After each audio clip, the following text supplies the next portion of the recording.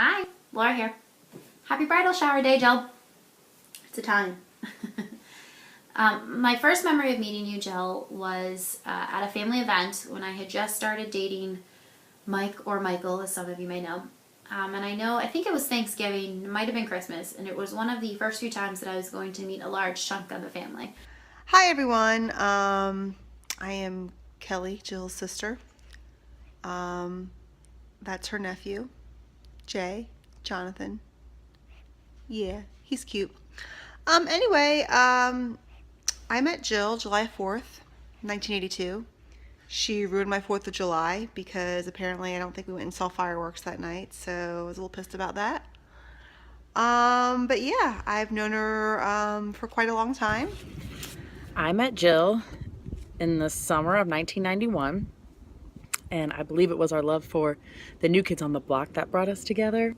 I first met Jill in the 7th grade in drama class, of all places. So Jill and I met in college. We were dormed together at SFT in New York City.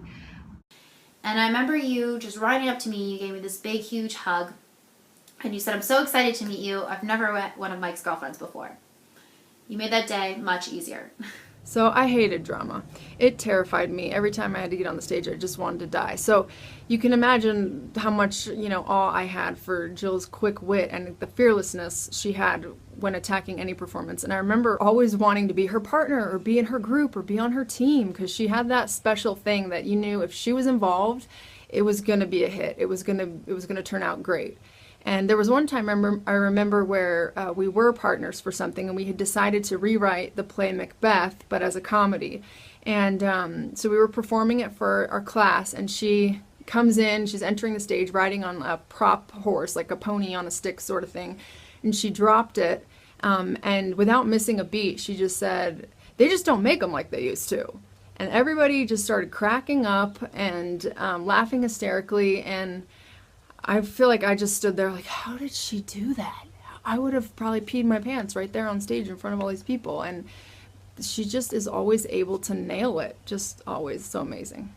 So amazing. We had some really crazy times. Ups and downs, definitely. But the best thing I got from moving to New York City and going to acting school was Jill, by far. Jill, it's your bro.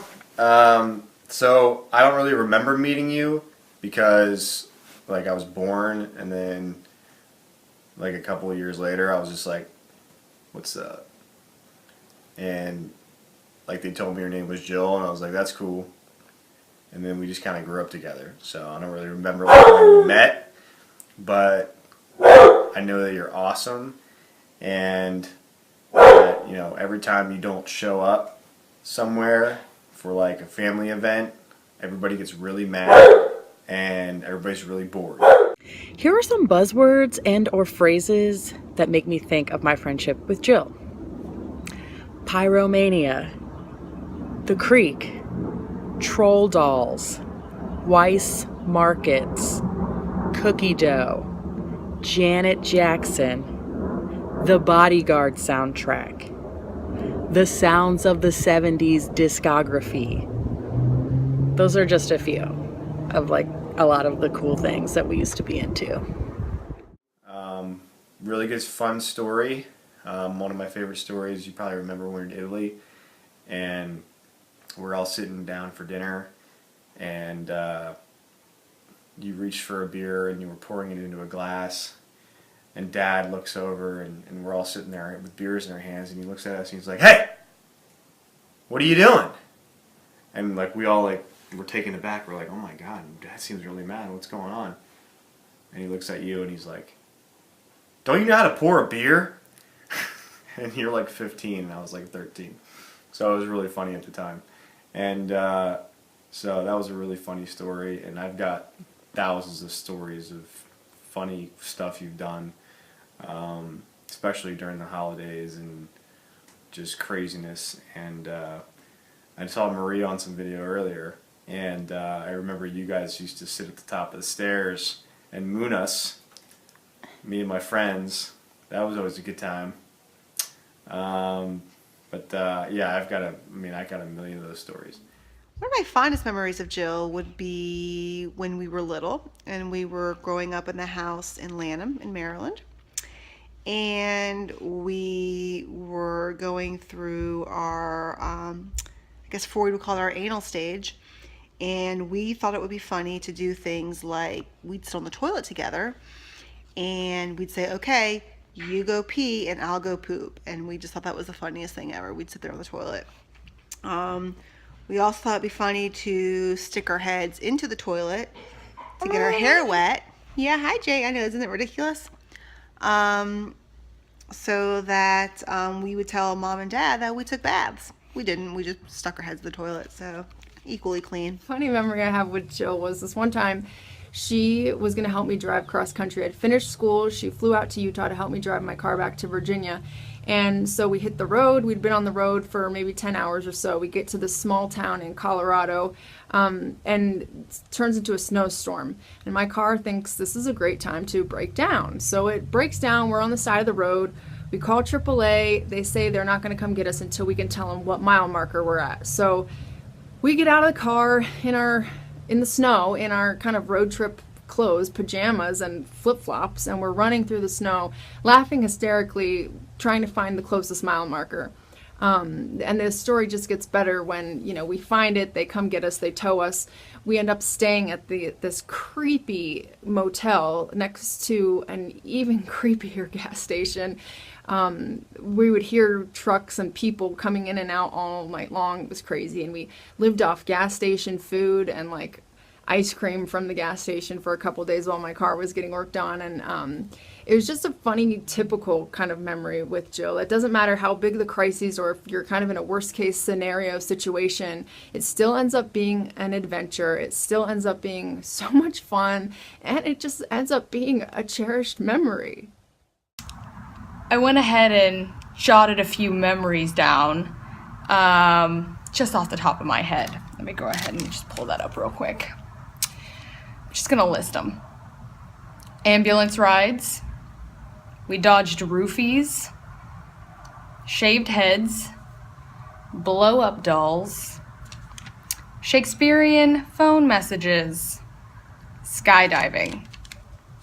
Slashed tires in a snowstorm. Lost tampons. Matching tattoos by the Hells Angels in Italy.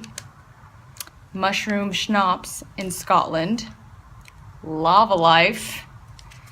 Zambonis at the Madison Square Garden. Magic butter. The New York City blackout. And soccer with Coldplay. Hello, this is Rachel Bresnahan, and I am the sister of Jill. My best quality about Jill is that she is very outgoing and she's very funny. She can make anyone smile on the worst day of their life. She just always knows how to make somebody's day, and I just love that about her. My favorite quality or thing about you, Jill, is just that energy and charisma you have about you. You just lighten up everybody's day, you lighten up everybody's mood, you just come in with this light behind you, and you're hysterical and so entertaining, and you make every event fun, and it's awesome. I love it. I love the fact that you're the most spontaneous person I've ever met. You definitely light up the room every time you come in, and I'm saying all the same things that Laura said, because it's true. You just make everything more fun, and you're a good person, and you care about people, which is a really great quality to have. One of my favorite qualities of Jill is she was a little more difficult as a child, so it made me look a lot better. So that was great. One of my favorite things about Jill is just her passion for life. She is down for anything. It doesn't matter how planned or how spontaneous it may be. She is always game. Hey, we should go ice skating. We should do trapeze lessons. We should go horseback riding today. What we should do today is learn how to shoot guns. We should make a video. We should start a business. We should wake up at sunrise and do a photo shoot. It doesn't matter what it is, she is always game and she's just so fun. And when you're with her, you just can't help but catch that energy and that feeling, the excitement to be alive and to go out and to live and to conquer and to dream.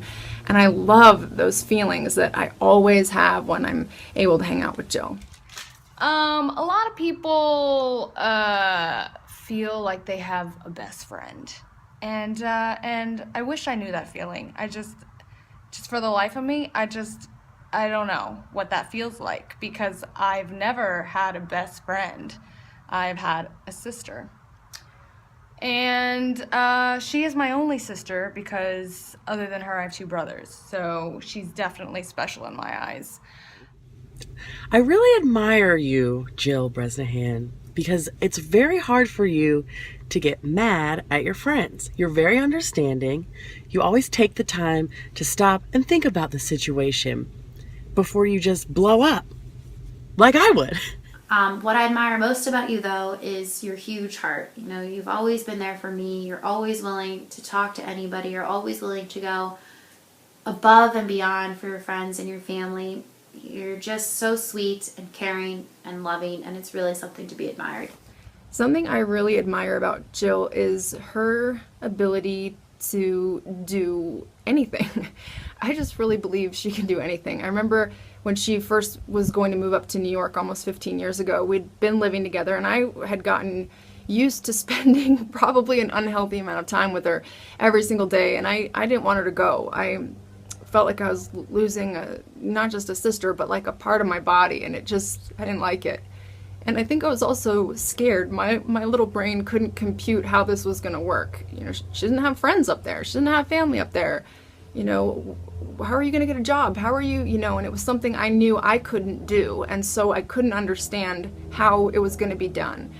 And then, fast forward, and she's made a life there. She's got great jobs there, put herself through school there, made friends, has an incredible network of support up there, was able to do stand-up comedy there, pursue dreams there, create amazing experiences and opportunities in her life that she really can just thank herself for. And that's just incredible to me, that ability. She can do anything, and she can do it well.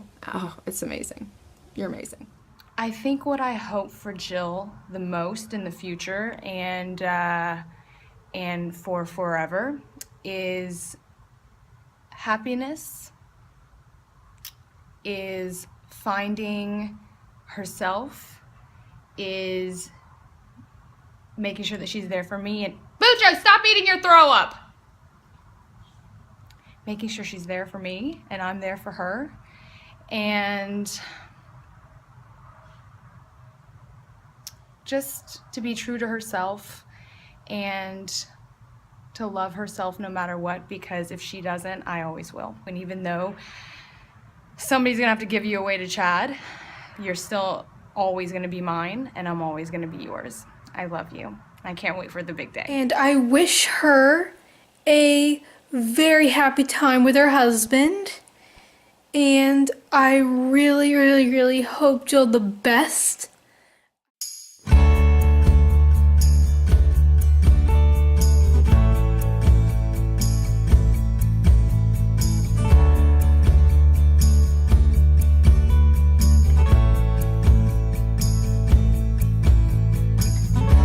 The cable car begins to move. You grab the bar, I look at you. We are ready now to see each other through. And this is not some one-way mirror looking out at the world we're in. We are the love, we are the love we give. We are the love, we are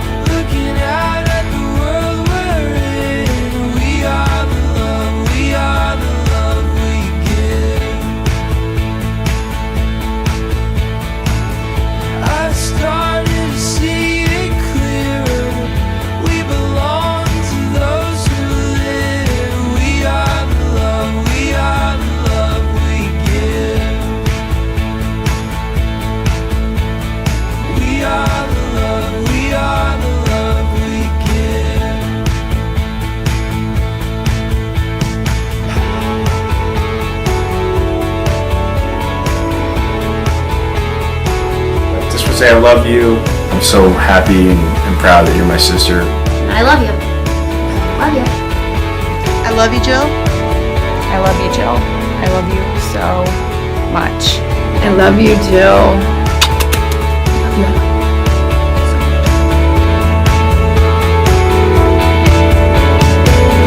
This is not some one-way mirror looking out at the world we're in. We are the love, we are the love we give. I started to see it clearer. We belong to those who live. We are the love, we are the love we give. We are the love, we are the love we give. We are the love, we are the love we give. We are the love, we are the love we give.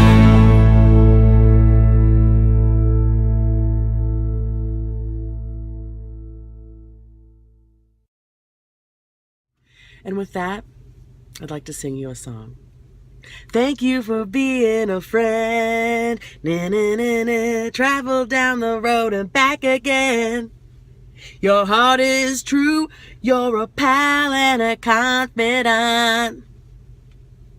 And if you threw a party, invited everyone you knew, you would see the biggest gift would be from me, and the card attached would say, thank you for being a friend. Also, I got my eyebrows tattooed on, so get on my level, Jill. Love you!